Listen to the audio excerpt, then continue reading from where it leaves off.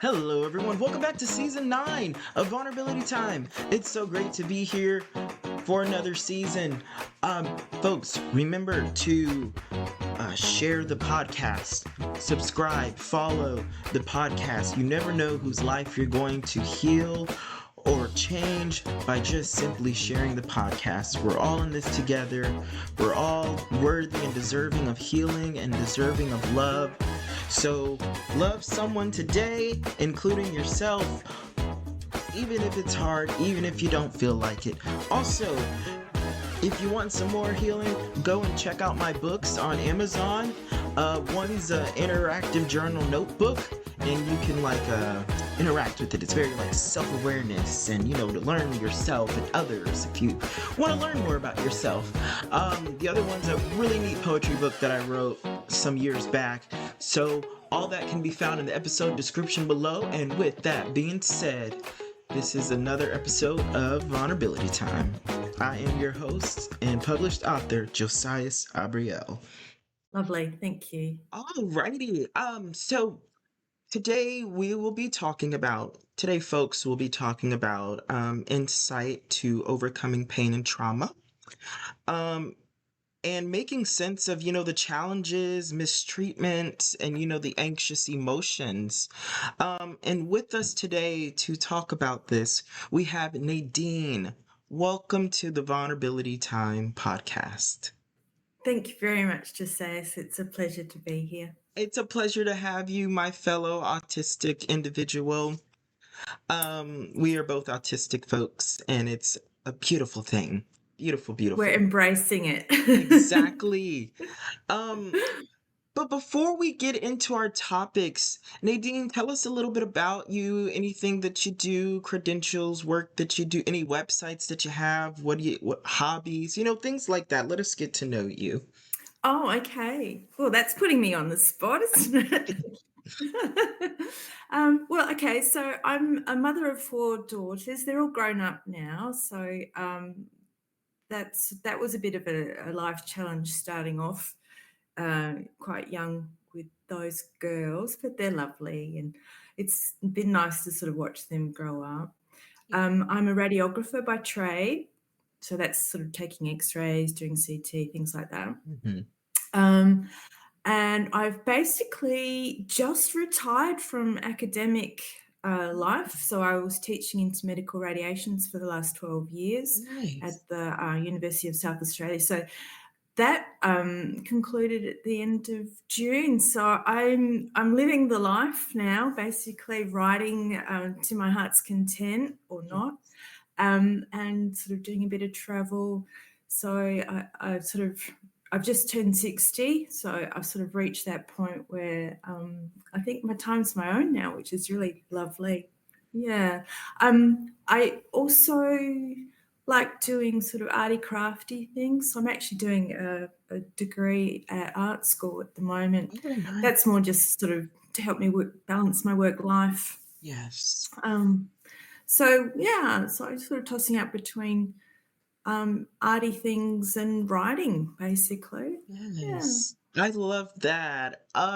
So do you do poetry, Nadine? Yes, I'm a poet. So I'm an Australian poet. So Yes. I'm based in South Australia. Yes. And I've just basically had my first collection come out in July. And that's called The Grey Between. Yeah. So that's a collection. Well, it's basically a documentation of my life over the last probably 20, 30 years and how I've sort of dealt with life in general, talking about the trauma that we all basically come against and brush up against and the impacts that it's had upon me. And a lot of my lifetime has been spent being neurodivergent but not knowing. Yeah. I only really got diagnosed the last 2 years ago. So at 58, I found out that I was autistic. So basically gave me a lot of explanation about why I was sort of interacting the way I was with people and their impact upon me. So that sort of crept into my writing as well. Yes. And that can be quite challenging too for people that are living in the spectrum, but unaware of it. And I think, especially being female, unfortunately, we are the group that tend to sort of stay under the radar for a lot of it. But it's nice now that it's sort of losing that sort of stigma a bit, and that we're all sort of coming out and emerging and saying, hey, we're here. Yeah. So, yeah. Yeah. So basically, thank you for being so kind and actually letting me spruik a bit about my work. My author's site is at www.nadineellis.com. So it's NADINEELLIS.com. So that was one word. And then I'm also quite not heavily, but I'm trying to have an appearance on Instagram as well. So a lot of my new work goes up there, and that's at Nadine Ellis Poetry. So that's all one word. So yeah, it'd be nice to sort of have people sort of pop in and see what I'm sort of up to on Instagram. And the book itself is now available globally through Amazon, and there's a few other places that you can obtain it, as well as through the actual publisher at Hill of Content Publishing. And yeah, it's at Barnes & Noble, and well, like I said, it's globally, so there's quite a few different places that are selling it. So yeah. Yes. Yeah. Wonderful. Yes, congratulations. Thank Folks, you. those links will be in the episode description below. So you can just go and click on it, folks. Because if you're like me, I will type too fast and misspell the simplest words. Yeah, I'm the same too. I'm dyslexic as well, so Oh it's like yes, same here. Me too. Me yeah. too. Me Oh, I too. didn't actually know you were dyslexic. Yes, Oh, yes. we're twins. We are twins, both late diagnosed and both That's right. dyslexic. And write poetry as well. Yes, and we both love poetry as well. We're both poets as Yeah. well. Oh my gosh, yes. Okay, Nadine. So, where So would you let's get like into to, huh? it. Let's get into it. Yes. Where would you like to start? Because I also know you wanted to read a couple pieces. Yes, And please. That's be very kind for you. So yes. I thought I would start with there was when I first was aware that we would be getting together on air, I went through, and there was a podcast that you had basically spoke about back in 2023. So you were having a bit of a downer day, Oh, yes. and it was what I learned from my trauma. And I thought, well, I'll have a little listen. And it really resonated with me, because you said at one point, Christ still has holes in his hands.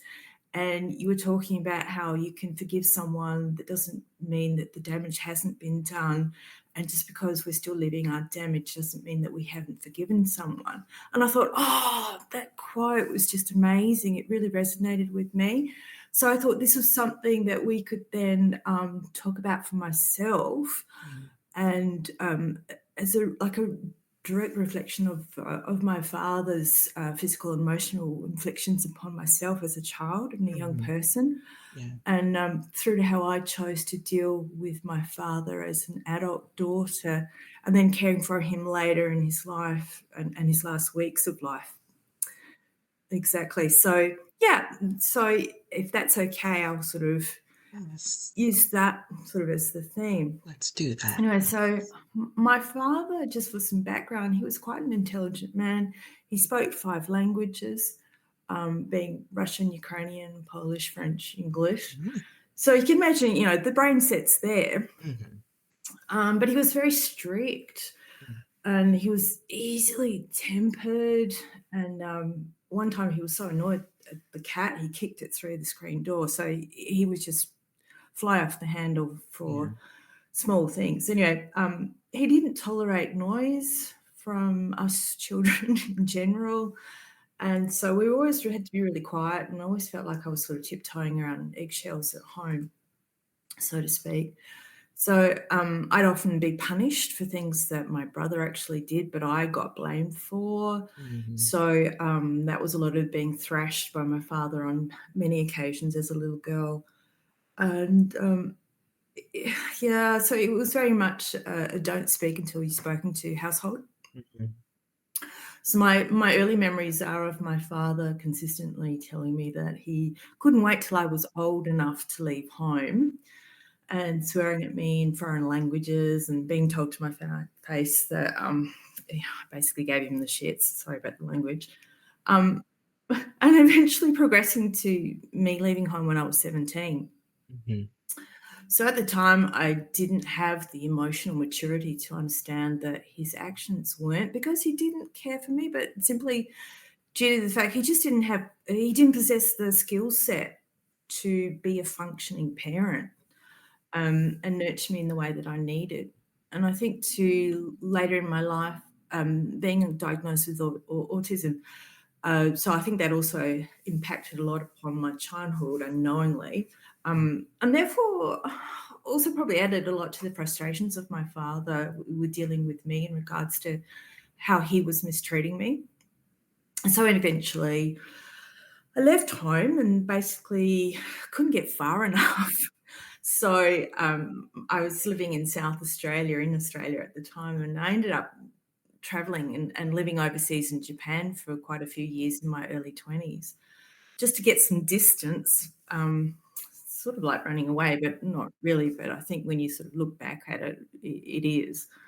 And so, yeah, and he would write to me and tell me about how lonely he was. So it would tug at my heartstrings. And I always felt as though he was sort of trying to manipulate me into making me feel like I was the bad daughter because I'd abandoned my father. And so it was like this psychological sort of mind play, Right. even the distance was there and I was no longer under his roof, but he still had that emotional impact upon me, unfortunately. So, yeah, and I knew I wasn't a bad daughter. So I also knew I didn't want to hold that anger and I didn't want to live that way. So I made a conscious decision at that point to try and understand where he was coming from with his actions towards me when I was young. And it's not condoning of the emotional and physical abuse that was inflicted upon me, but I think it was more of an insight as to who he was as a person and me reckoning with myself to move through that resentment. So I never spoke words of forgiveness to him or questioned why he did the things he did.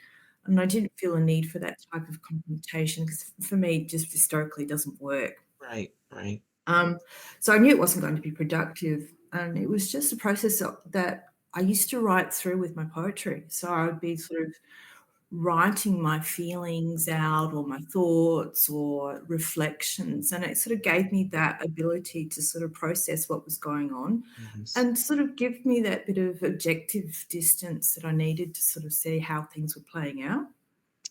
And it was like a healing of my soul in a way, which was Mm. really good. So I figured out in my mind, probably in the mid to late 20s at this point, that there was no point holding on to grudges against him Mm. or, in fact, others that had wronged me as well. Mhm. So often it just boiled down to people not understanding how their actions impacted upon me. Mhm. And sometimes you just need to recognize that there's no getting through some people. Right. You just doesn't matter what you say, it's Right. not gonna impact upon them whatsoever. So, Right. Right. anyway, another 20 odd years later, and, I had got on with my life, had children, was married, remarried, etc. So 2014, I get this phone call at work, and I'm back living in Australia at this point. And the doctor on the other end is telling me my father's been admitted to hospital and he'd collapsed at home with internal bleeding.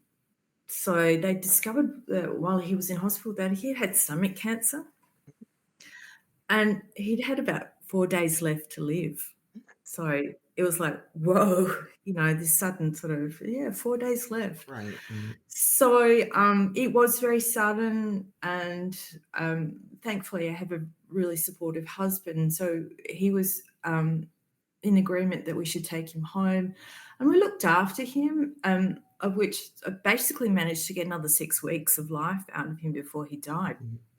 So my youngest daughter at that point, so she was the youngest of 4 in total. She was 8 at the time and hadn't had much of an opportunity to spend any time with him as a sort of a grandparent before this, Right, right, because he'd never asked to babysit any of my children, and when they were young, and birthday visits were like really far and few between, if acknowledged at all. yeah, And so basically, he was the type of person that should never have had children to start with. right, right. So he had no idea what it was involved as to be a grandparent. So Mhm. I guess, it was kind of expected. Well, I expected nothing. Right, So, but the children suffered a lot, I think, because they would compare growing up to what their friends were experiencing with their right. grandparents, unfortunately. Mhm. So anyway, getting to the point. So my decision was to basically be above all of this awful history that I'd had with him and had lived through when I was young. And so in a way, my gift to him was to, although mainly for myself, Yes, yes. was to make his life as comfortable for whatever time he had left. And I knew this action of mine would bring me peace uh, well after he was dead, and it truly had. So I didn't want to have him die and then me start feeling with all these regrets Yeah. and missed opportunities, and so it was a very quick period of that decision. I'm glad that I did go through with it because he basically, what was I going to say? Like he basically, oh, I've lost my train of thought. So like he when he was with us, like my daughter would come home at the end of school and she'd play dominoes with him and we'd sit and play cards as a family and eat meals together. And we even took him fishing a couple of weekends, and he caught fish and he was just sit happily in nature in his final weeks, and it felt like this was the first time he'd actually experienced moments of happiness. Yeah. And it's like I'm not sure he truly held any of that before in his life. Mhm. So it was nice to see that in a way, our caring for him, although I never got it back from him, Right. but at least I was above that and then I could provide that, Yeah. not only for my children growing up, but Mhm. for him. Mm. So, and look, it's not an odd thing to do. A lot of Mhm. children of abused parents do end up looking after them in Mhm. the end days of their parents' lives. But for Mhm. me, I'm glad I made that decision. It sort of made me feel better about myself and Mm. that I truly wasn't holding on to Right. that pain and anger at that point. And when he did die, I was okay with it, Right. Right. I'm glad that we did spend those 6 weeks looking after him. So, which leads me to a poem that I wrote Yes. about Yes. him, which is in the book, if I can read that for you. Yes, please, please. Yeah, no worries. So this is called Morning Before Time. Mm. He ushered with years of palms across my back towards his satchel, the tan leather scuffed white work bag that he copper wire stitched worn edges with, the same wire woven through countless amateurs, like baskets intricate with cane, coppering the insides of motors, a monotone tapestry on weekends for overtime we never saw. He unfurled the bank book, put aside for death, and there, in numbers to match those years, rubbed a muscle twitch devoid of sentiment. His demands for mahogany, his words thrust across my face, this stranger's exchange like a passing handshake, or oils across his dirt rag that I should soak and wander. He draws me into old rooms like metal, duck-tailed into thin wire. He weaves my childhood in a mix of cashmere bouquet and glycerine. But still his nails scream to be cut, released, like filament bits that tumble from his vice. And so I practice this cottage, 2 steps behind, waiting, waiting. Yes. Yes. Is there a second one that you have about it? I would love to hear. I have more. Yeah. Yes. Do you want about dad in particular or Mhm. yeah? Yeah. Okay. Give me a second. I'll just try and quickly find. Okay, that was so Um, beautiful. let me find. Yes, that was so beautiful.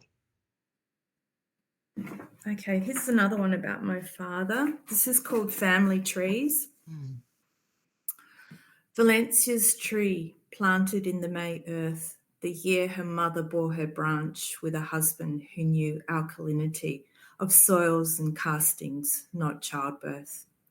A sapling she watched Maggie's rake leaves with claws, like her rummaging autumn with toes searching tomorrow. And as she orange blossomed before their eyes. When the first gnarled knots grew deep, green bulbs sprouted like pimples on her teenage skin, erupted to green balls oranged by sun, caressed by the pithing winds. Her winter oranges grew from branches thick as her arms and thighs, held by pith, as old as the girl, but each year anew with fingertips grasping heroic fruit. And one summer, when honey lilted thick over air, the year she carved a heart for the tree and tasted the bitter flesh of truth, as her garden father dug up her mother's roots, ring barked his wife. Valencia counted the days till winter brought the inevitability of rain and oranges again. mm. It's beautiful. You know what? I thank you for reading that, Nadine. Oh no, my pleasure. Thank you for asking. I find it so amazing how this, especially art in the form of poetry. Um, Mm. for me, what I'm hearing and the type of poetry that I usually like is when you're just putting your heart into I art. think I think you have to. You Yeah, have the poetry has to come from the heart. yeah, Otherwise it's just words, you know, yeah, and anyone can do words, but it's yes. being willing to put yourself out there and open up and see Mm, warts and all, you know, yeah, and I I I find it hard to verbally talk to people about my feelings, but I don't seem to have a problem with releasing them onto the paper. okay. So Yeah, for me, it's just a godsend that I can sort of do that and get that yeah, stuff that's going on in my head out, you know. yes, And I would encourage everybody to do that, to journal or just to get their thoughts out on paper. yes. You don't have to write poetry. Right, It's right. like it's just the release, you Mm, know, and it doesn't have to be writing, it can be painting, drawing, right. gardening, Yes. cooking, Mm, something that just gives you pleasure that you can yeah, sort of switch off to the world around you and focus yes. on just one thing. Oh, you know, and I Mm, think we all have that capability. yeah, It's just acknowledging that it's the simple things that actually do give us joy and clarity. yes. Yeah. Wow, beautiful. Beautiful, beautiful. I love that, Nadine. You know, turning Mm. heart into art, putting What a great saying. heart There you go. on There's your paper. Huh? podcast.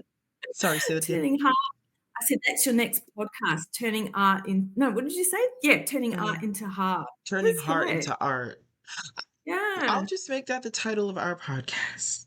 Yes. I really will. Yeah, I think I'm gonna do that. Let me write that down. That's a good one. I put Yeah, so that's for actually a line in one of my poems about my oh, there you go. me There's the link recovering. again. Yeah, So right. no, please, I interrupted you. So that's the line in your poem where you're recovering from. Oh, addiction. Yes, Yes, yes. yes. The And recovery journey. we all have that little, well, I shouldn't say all. I mean, I know I have that addictive personality as well. And I think actually, that might just be a trait of a bit of the neurodivergence too, Mm, yeah, Sometimes we need that sort of thing just to focus on or to sort of yeah, switch off from life because our minds just won't switch off half the yeah. time, Right, you know? right. So yeah, but writing for me, really was a therapy, and it helped me heal. Mm, Obviously, the pain and trauma of abuse that I'd experienced yes. through childhood, right through to sort of adult high life Mhm, and my first marriage. yeah, So yeah, so for me, writing was a way of processing the world around me, especially being neurodivergent, as you can appreciate exactly. too. And I find it helps me more now than that I've been formally diagnosed. So Yeah, I know, well, I understand why I mhm, do the things I do and why I think the way I do. right. And it makes me feel less of an outsider. Although Abs sometimes, I mean, I think you can appreciate we do feel a little bit different Oh, because the yeah. world really is geared for Mhm, people who aren't neurodivergent, right, unfortunately. But right. prior to that, yeah, like I did, I felt out of place most of my life, and I didn't know why, and I didn't know why I couldn't fit in, Yeah, and I didn't know why mhm, I didn't have the energy levels that other people did, mm, and I always thought I thought differently. So, now that I know I'm autistic, I mean, it's really given me that sense of balance, and an explanation of for a lot of my own actions. And now I feel like I'm a part of a community, which is really good.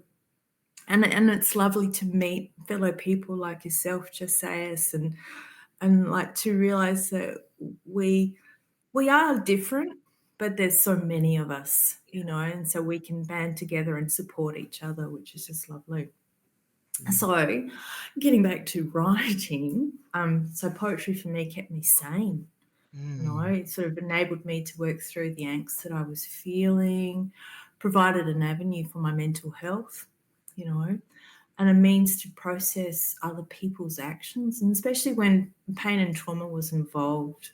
So I often was unable to verbalize what was going on in my head, like I've mentioned. And so when I was young, I actually didn't start speaking till I was at school. mm, And yeah, so I started to get the clarity I needed once I was able to sort of write emotive words onto paper for me. yeah, And so yeah, it was a means of expression for me, which, like I said, it was really hard to share verbally, but I didn't mhm, seem to have a problem with it once I actually wrote things down. right. So yeah. Um And it's nice now because I can write things down and I know that people I'm sharing it with people, so Mm, I'm reaching others, and so that they know too that they're not alone, and that a yes. lot of what we feel, they feel too, which is really good. So there is probably another poem I can read that sort of relates a bit to how, like writing to feel affects me. Yes. Yes, So please share that. But yeah, before you great. do, I Yes, yes. do want to mention for those that don't know, when we who are autistic, when we experience things, we experience it differently. So something that might just hurt someone might really hurt us. We Yeah, good point. Thank you for mentioning that. Yeah, Yeah, so it's like we've felt that impact a yeah. lot And stronger and differently. yeah, S and most of our lives have been met with people judging us Yes, and negative feedback, right. and So a Mhm. lot of the time, excuse me, a lot of the time people might say something and just think it's an offside remark, but it's like a dagger to our heart, you know. Yeah. And if you can put that into context, we live that every day. So Yeah, yeah, exactly. Yeah, we're it's very hard. yes. Yes. So I just wanted to mention that. Now, you were saying about your next poem. Yes, so this is Yes. called Excavated Letters. Yes, yes. Mm. She once wrote about renovation, where renewal dressed a woman in cloth remade of ardour, and replied, exhuming her change as an archaeologist pining lost lawn architects, not knowing names for those who dig in ruins. To him, her adagio of cut flesh to adobes is a music cue, but he forgets she once danced, and he wants to exchange his cement to mortar, but she thinks mort is too close to death. She writes letters because he lives in a world of words, ephemeral as a stroke of ink to the whiteness of a page. She builds colour where there is none, and he sees none where there is, and sometimes reads more than she meant to say, or knows the whispers that echo off his bricks belong to her. And like some Freudian test determines who she is by how she archives a walk around a wall, she formulates that what makes a person is not written in a book, but is read with the fingers, brailled with touch. Mm, wonderful, wonderful. Nadine, what's the third one? Because I know we started a little late because we had technical Yeah, difficulties, okay. folks. Yeah. So I want you to this one's called Child of the Inner War. okay. All right. So internal conflict is what she knows, Mm, like the veteran who chases silence, but each night swims in colours of eternal death, mm, placated by white sheets that roll him back to youth. But she was born into the year of nightmares, and now each month bleeds the crimson of those dreams. Unlike the honour wall, cries poppy tears that weep along the names that rise above the dead. Raised print that browed bullets into bones, where salt will not hide the ammonia smell mm. or unwashed flesh. Putrid Hessian soaks this canvas. But her war is with herself, and these names are men she will never know. They are the colour of dark chocolate given over years ago by women that suffered the birth tables bittersweet. She sits like a wrinkled Buddha, weighted by the gravity of air, and for a few seconds each day fights her conscience to escape the razor blade prison of her skin. Yes. Razor blade prison of her skin.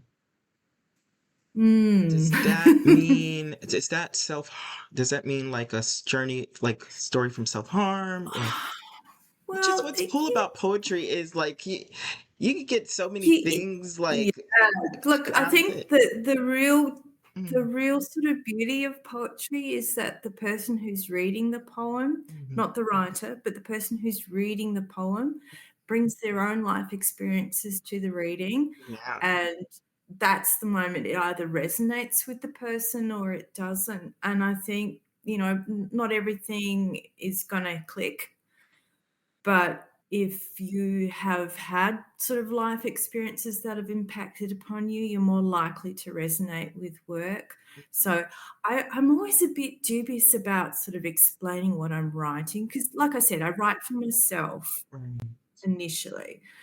But it's also like a bit of, the magician sort of lifting up the curtain Mhm. so you can see the act. And I think, Yeah. well, it takes away that sort of magic.